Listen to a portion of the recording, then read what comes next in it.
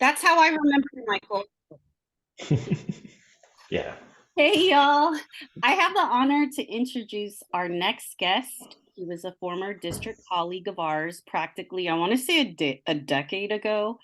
While Elin and I were APs at Skyline, Mr. Michael Ray was an assistant principal at Oakland High School.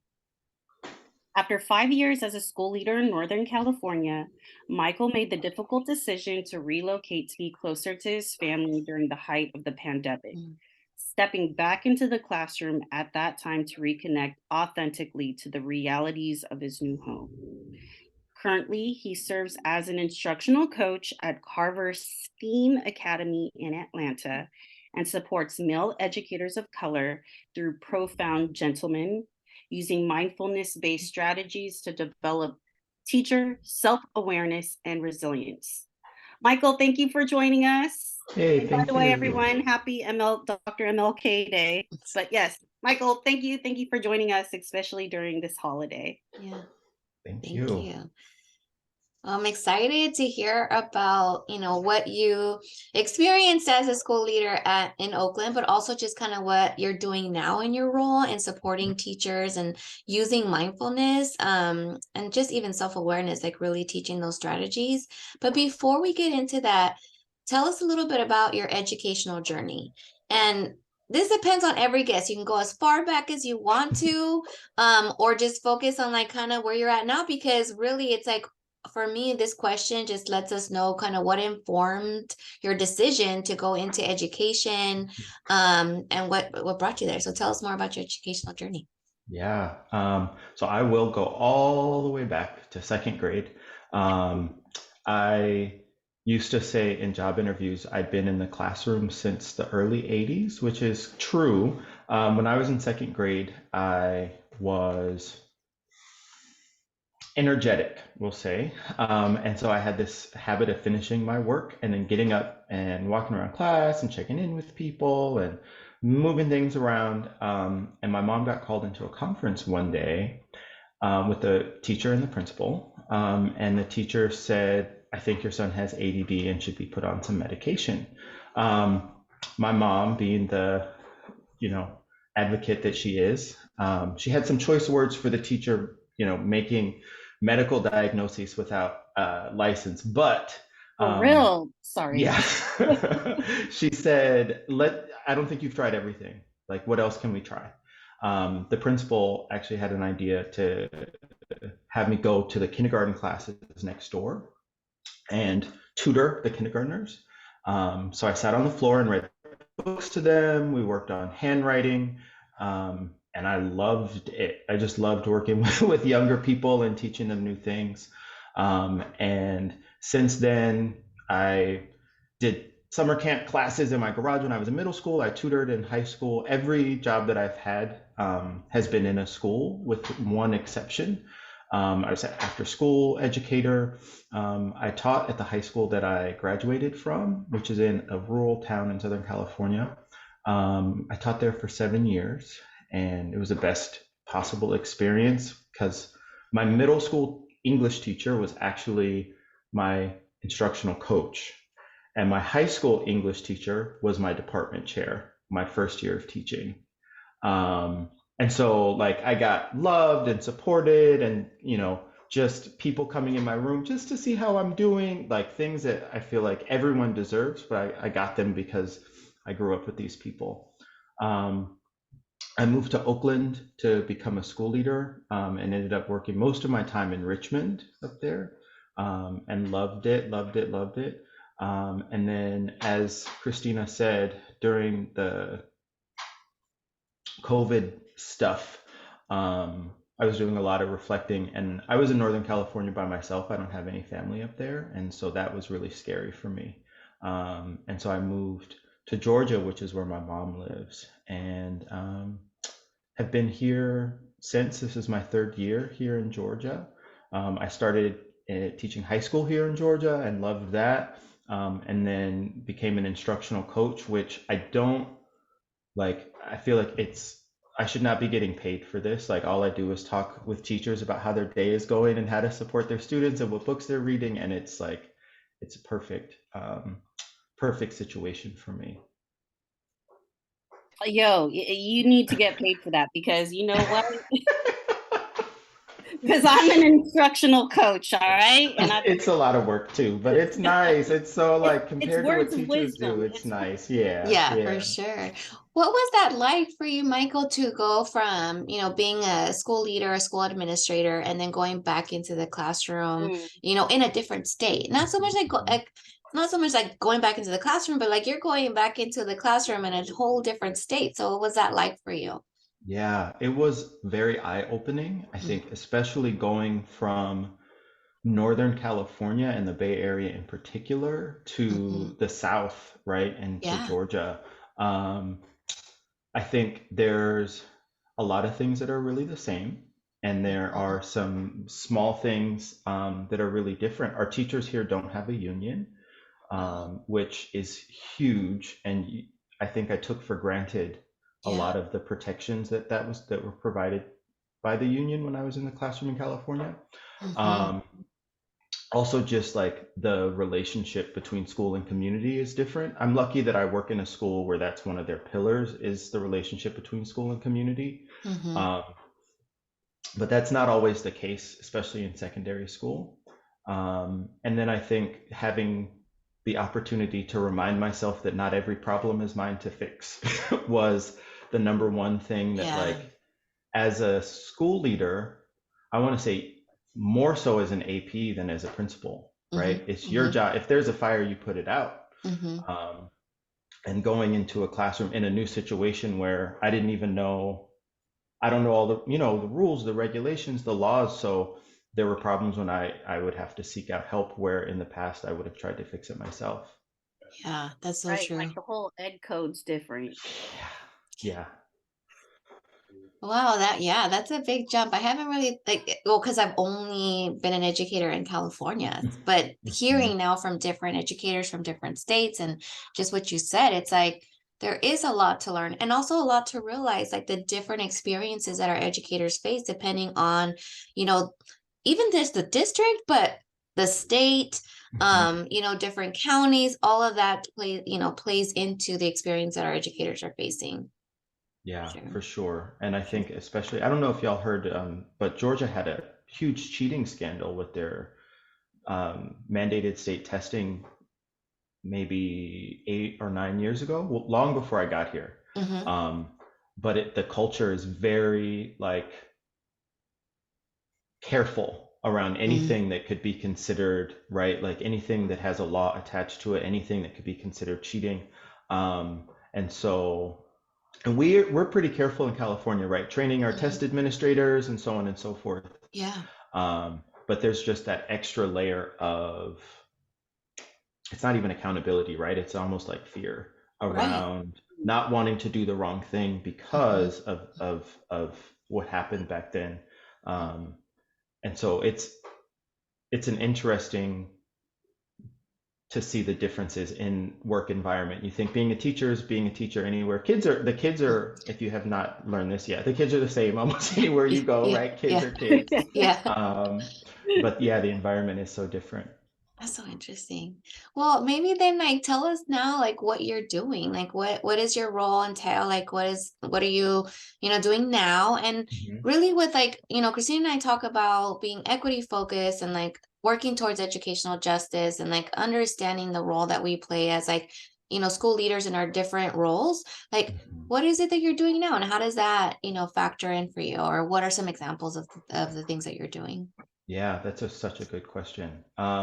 So I- I'm an instructional coach. I support just ELA teachers in a pretty Ooh. small high school. And on the one hand, there is the instructional coaches are the instructional leaders in the building. I Mm, think that there's a lot of support from admin, but admin sort of rely on the coaches to be the expertise, Oh, absolutely. to be the support, yeah.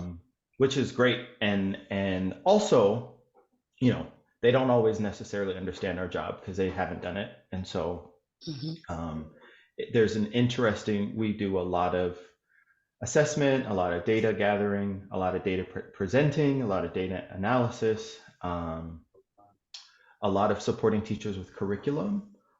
We adopted a curriculum, so just implementing it with fidelity, helping teachers modify, change, and adapt it to their particular context and their students. Because our team is so small, I've got 6 teachers that I work with.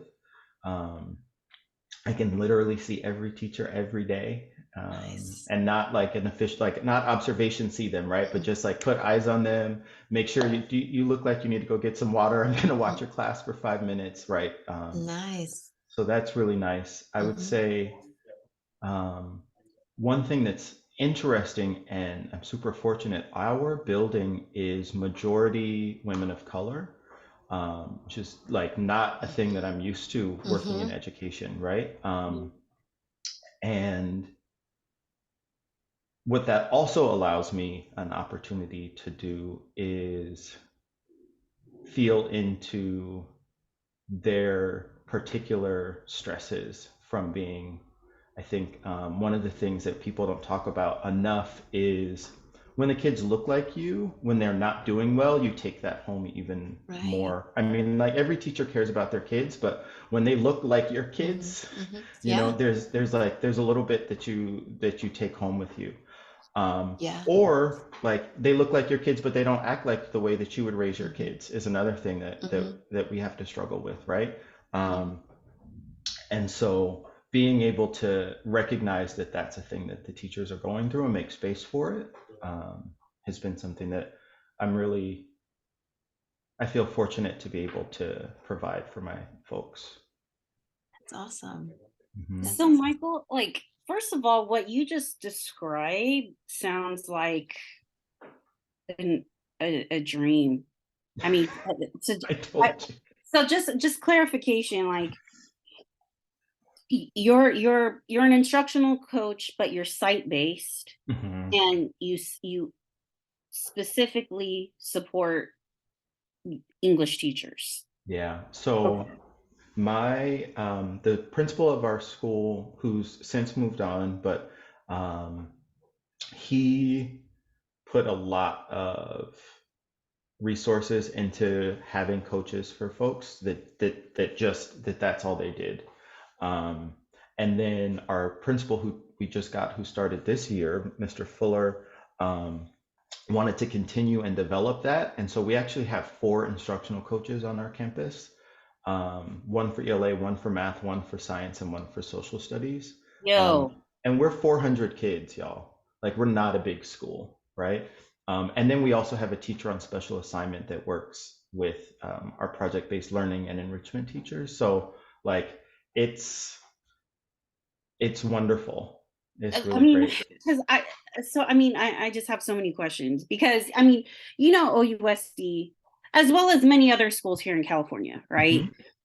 We have our site-based coaches, which are labeled under or paid as TOSAs or TSAs, right? And no lie, like, I mean, when I was an AP and a co at Skyline, I had a math, I had a math TSA and an ELA TSA. And yes, like everything that you described, like that was the job description that I created. But I mean, I had to use them for other things. And that's what I'm hearing right now, because it's like I'm a district level coach. So I support the site level coaches. But when I ask my site level coaches what they are doing or what they were supposed to be doing, they're like, oh, Christina, like I didn't get to that, or like I haven't had time to pull this and that because I'm subbing, or I'm covering, or I'm doing some like is that your experience? Like, tell me. Yeah, it is my experience. And I will say, so the teacher shortage is real. Last year, we had 2 teachers quit mid-year. We started the year with one vacancy. We lost 2 teachers mid-year, and then a third to maternity. So I was in the classroom full-time. I was 1.5 teachers last year. But this year we were able to be fully staffed. And so What a it's like a blessing. huge, huge difference, right? I also think that my experience as an administrator has Mm. helped me, I want to say, put some processes and routines so that some of the things that I think surprise maybe other instructional coaches or take up a lot of their time don't take up as much of my time because Yes. does that make sense? And I wish Absolutely. instructional coaches got more training in like in that side of the work, right? Because like, um, what's an example? I know the only time of day when I can talk to my teachers is before school starts, right? Because once the kids are in the door, that's it, right? And so um, doors open at 8 o'clock. By about 7:45, 7:50, do you need copies? You know your lesson plans due tomorrow. Do you need help with that? Do you want me to come by at lunch and bring you, just like, um, and that's the kind of thing that like I feel I see my colleagues at 9 o'clock running around to make copies because their teachers forgot to ask, and then the kids showed up, and now no one can leave and no one can do anything. So I'm gonna go run your copies for you. Um, and so I think some of the routines and procedure stuff that you're really forced to learn as an administrator, or else you'll be there until 9 o'clock at night every night. Um, Shoot. I mean, you kind of have to be with them, all them games. yeah, I forgot about that. I'll take it there. What are you talking about? I forgot all about that. Oh man, athletic duty. No, thank you. Yeah, yeah. Oh my gosh, Michael. The thing is, I'm like totally feeling you. Like, especially the part where you're just like, since we're former administrators, what may be hectic or stressful to someone else, we're like, okay. Mhm. But the thing is, you try to humble yourself. Like, you don't want to be like, why are you tripping? You're Mhm. just Right. like, oh, okay, yeah, I got that's fine. Like, I got it. Hmm. Um, and then for real, it's like not only were we former administrators, but we were former administrators in Oakland Unified School District. So I feel Yeah, like that takes a after, whole nother like it's a whole yo, nother level. yes, because I felt like my other admin Hmm. experiences around the Bay, Hmm. like I was probably the less stressed out of everyone on my admin team because of like I just have it in my head. Like I'm always thinking like, dang, this actually is not that bad. But okay, like but it's all in perspective, right? Like Hmm. I'm not about to like try to school anyone or try to belittle them by being like, you think this is crazy? Because it's all in perspective. Hmm. Hmm. Yeah. Yeah. Well, I'm interested, like the teacher shortage was real. It's better for you all at your school now.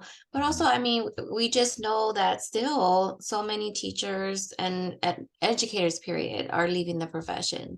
And so you mentioned something like when Christina was talking about, your bio and what you're doing, using like mindfulness-based strategies to really like talk about self-awareness and resilience. Because I think there are many, many educators right now that are questioning, like, am I going to keep doing this? I mean, I see it all over the place, and it's unfortunate. But like, what do you find has been working for you with your teachers that has Hmm. been helping them along that, the experience that we have right now in schools? Yeah, that's a really good question. So I think some of the things aren't necessarily groundbreaking, like checking Hmm. in and leaving space at Yeah. the beginning of your one-on-ones. Um, I think I name what I'm doing a lot to Mm. be really intentional. And so Mm. I got a strategy from Elena Aguilar about telling your name story. And I Yeah. told them at the beginning, I was like, I am not touchy-feely frou-frou. And I know that we are going to need each other. There's going to be a Mm. point in this year when people are getting sick, our kids' daycares are closing because of some virus, and we're going to have to cover or we're going to have to do something. And I want us to trust and like each other as Mm. human beings, right? And Mm. so we're going to do some activities that seem touchy-feely, and maybe they are, and maybe, like, I have some teachers who love that kind of stuff, and so you can get into it. And if you don't, just know that the purpose of this is so that we can be there for each other. We're not just like passing each other in the hallways. We're human beings, with stories and backgrounds and needs and strengths. Yeah. And so bringing that up for each other, letting folks know that it's okay to ask for help. I think helping teachers know when, and I think in general, helping educators know when to put something down. That's like Yeah. a big thing that folks, oh, I've got to call all these parents of my kids who are failing. Okay, at 8 o'clock, you're going to stop. So who are you going to call first? Because Mhm. you're not like, we're not, you can't do it all day. You can't do, Yeah.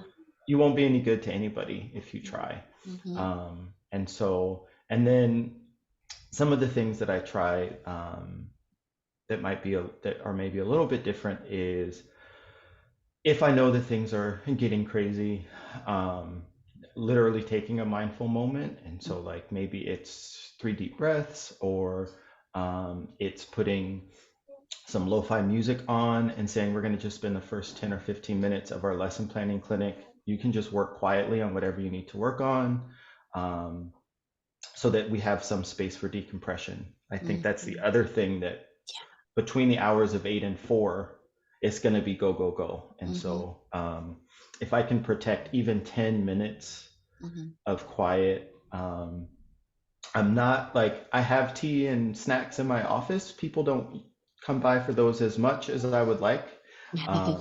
But they will, like, come and work, with music going. I think most teachers want to get their work done before they go home. And so that's Yeah. been Yeah. a helpful thing.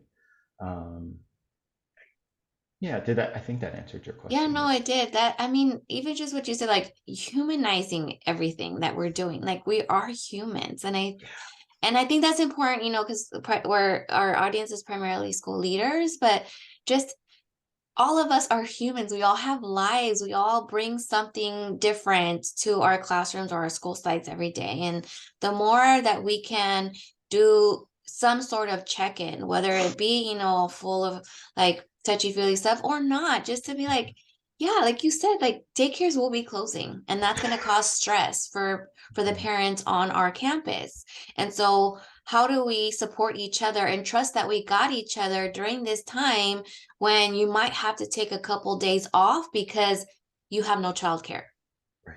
And that's not something you can control. That's not something any of us can control. So I think that, I mean, that was like, the biggest thing for me that you said, among all the other things that you mentioned, just, reminding ourselves that we're all human and that we just need to humanize that experience. Yeah. And it's been, I can see, our team is all new, because like I mentioned, we lost quite a few people last year, right? So our whole ELA team is brand new to our school this year. Yeah. But they're eating lunch together, they're talking about kids together, Yeah. and I think, like, that's the thing that, that you want to see, is that and it's not like we're friends, right? It's just that you've got people you can trust, you can rely on in the building. It makes that day go by a little different and feels like a little bit more complete in that sense, because you have others that are going through it with you and less in isolation. I think that's what helped, me, especially, like, being a new administrator, is having Christina and a team that really did feel like we were doing this work together, even though sometimes we just needed to like be working in the same space. It was like, we're doing this together. Yeah. And I Yeah. think too, that helps us as coaches to have a coaches team Mm-hmm. where, as I reflect out loud, now we do the same thing, right? Like, the math coach will just come with her laptop and say, I just need to get out of my space for a minute. I'm just going to sit in here. We don't have to talk. I'm just going to work. Maybe I have a question for you.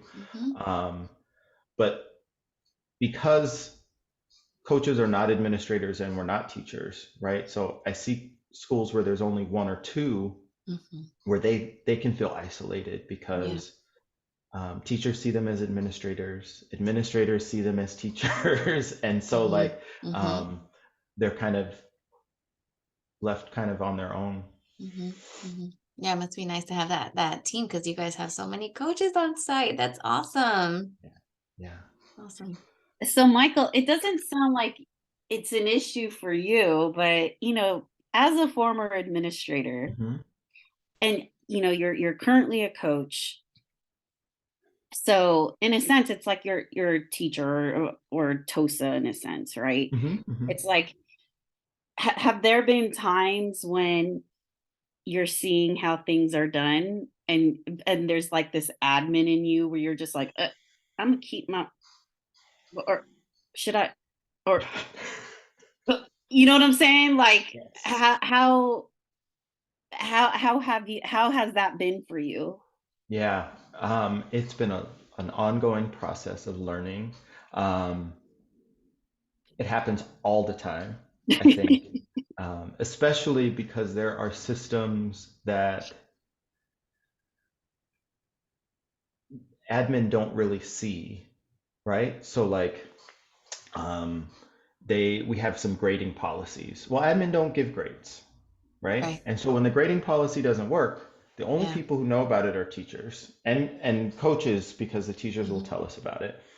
Um, and so you're like, does anyone else notice how our grading policy is jacked up? Like, I'm just seeing, every kid in this class is passing, every kid in that class is failing. The teachers are maybe getting written up for failing too many kids, but no one's looking at it from a system level. What's going Hmm. on? Um, and I just had to, I'll bring it up, I'll mention it. I observed, I noticed, luckily I have supervisors who check in with me as well. My administrators check in with me. And then I got to let it go. And that's Yeah. so hard. But when I've tried to do things, Hmm. um, my reach only goes so far, right? I can't Right. call people into a meeting. I can't pay people to stay late. Hmm. I can't order resources without a signature. And Hmm. so, It's true. Hmm. there's only so much I can do, and Hmm. I think that the mindfulness practice that I've been using as well is just recognizing that not every problem needs to be fixed, right? Mm, And trusting that my administrators have priorities, Hmm. right. um, that I agree with their priorities and support their priorities, Hmm. right? That I respect them as leaders. Hmm. And so if they're choosing to deprioritize something I think is important, they might Right. have a really good reason.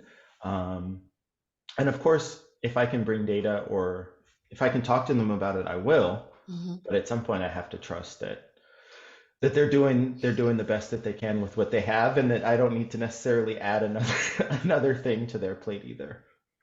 Yeah, that's true. I think that's the hardest part, like letting it go. Because I mean, I think, for me too, like going from being an administrator to going back into being a school counselor, it was really difficult that first year to just see things and be like, well, why is that being done that way? Or I don't agree with it. And then, like, sometimes like getting so upset about it, I realized like, well, I'm not in that job anymore. Like I'm not in that role anymore. Like what can I influence here within my workload, within my roles and responsibility?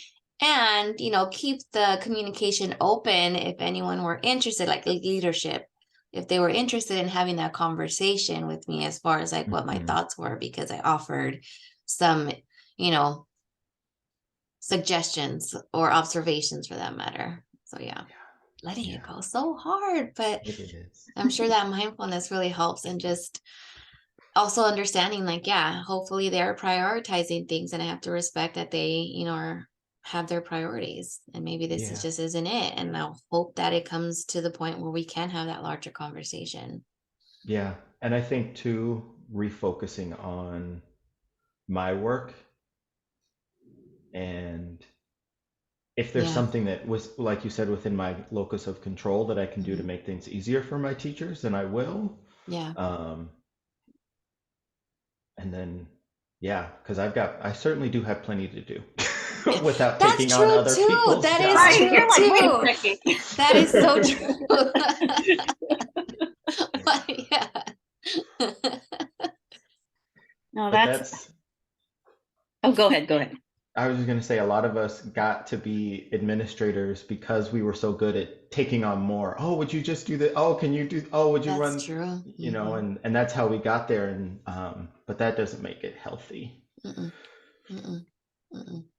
Which is, I like what I liked what you said to your teachers. Like, yeah, if you have to call your parents for the, students that are getting a low grade, let's prioritize because you're not going to stay later than 8. Like, and that's the way to do it. It's like, how do we prioritize and make sure that we're taking care of ourselves, because we have to show up the next day and do it again, Right. right? And the day after. And I think that's like where we're at right now, where people are questioning, what decisions they're making right now in their profession.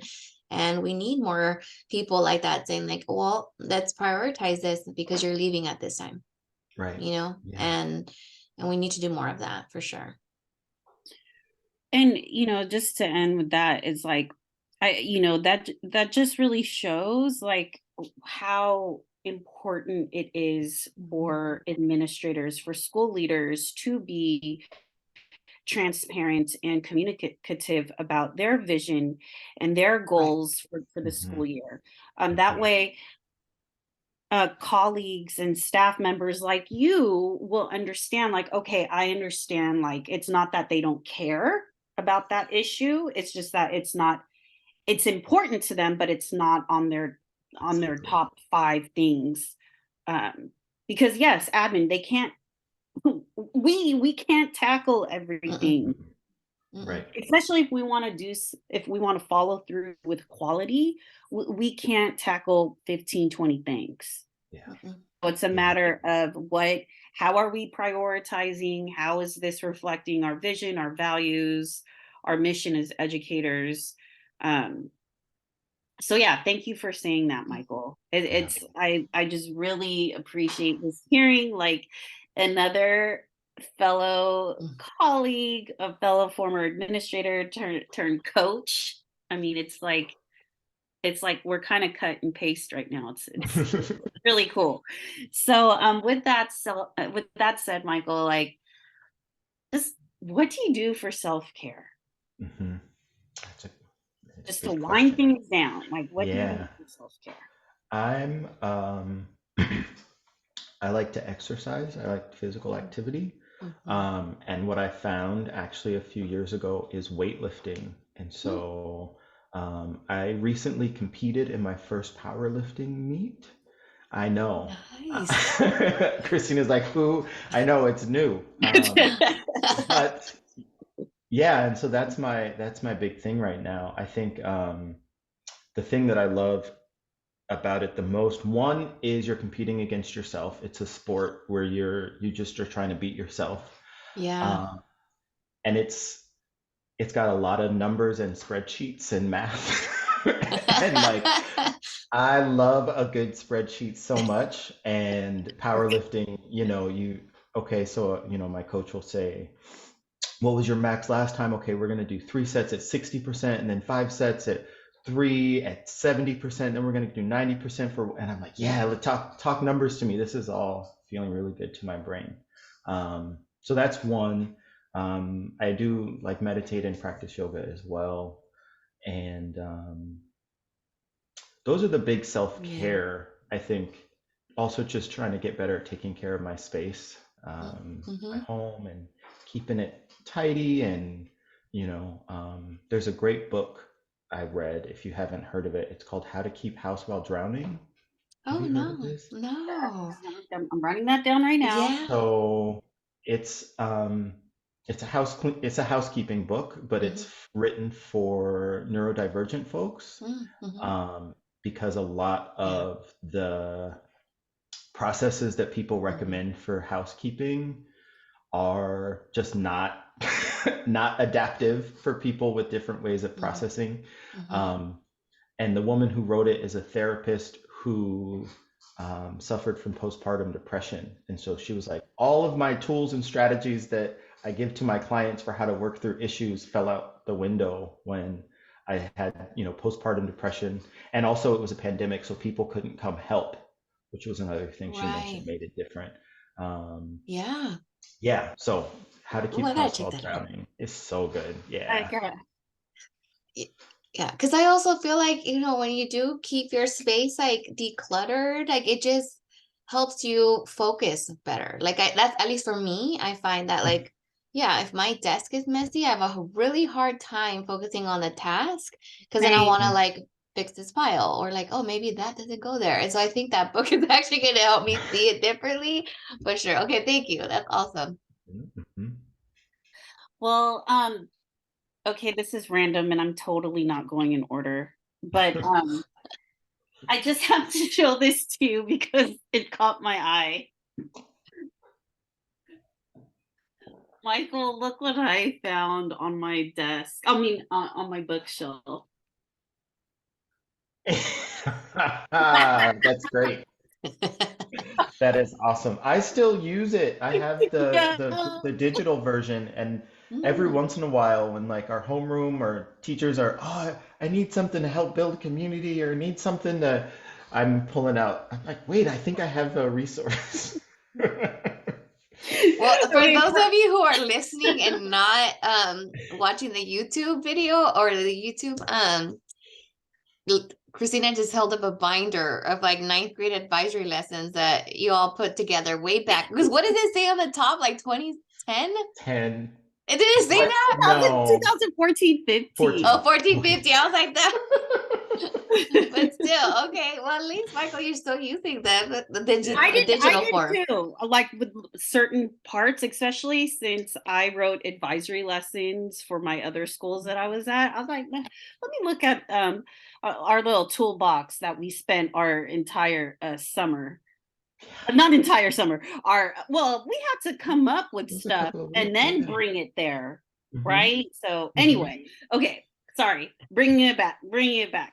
Um, Michael, with our last question, we always like to wrap up our podcast episode by asking our guests, like, what is that one song or that one album that gets you up the hill? Like it Hmm. motivates you, you're tired, you're really close to calling frontline to, calling that absence right quick, sending that group text to the admin team like, hey y'all, I can't I can't cover the ninth grade football game.